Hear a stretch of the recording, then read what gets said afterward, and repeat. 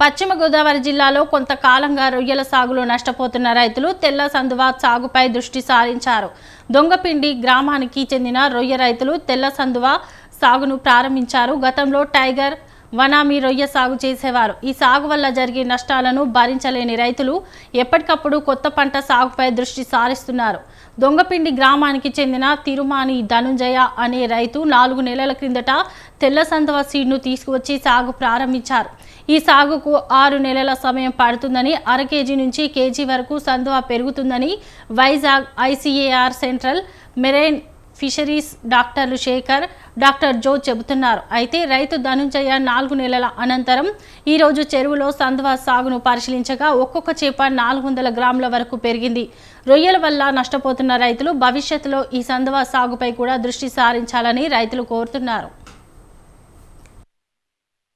సోదరి భీమవరం ఇది మన సెంట్రల్ గవర్నమెంట్ ఆధ్వర్యంలో వనామీ కొంచెం వీక్గా ఉంది కాబట్టి వేరే రీసెర్చ్ చేస్తున్నారు.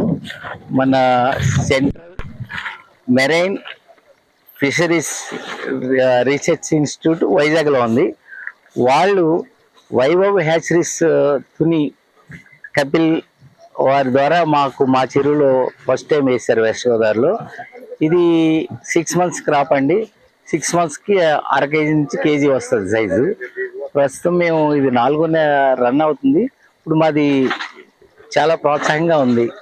మరి వెస్ట్ గోదావరి రైతులందరూ కూడా దీన్ని కాన్సన్ట్రేట్ చేసి ఇది చేస్తే వారికి బాగుంటుంది, ఈ వ్యాక్సిన్ కూడా సక్సెస్ అవుతుందని అనుకుంటున్నాను. నా పేరు జీవి, వెస్ట్ గోదావరి.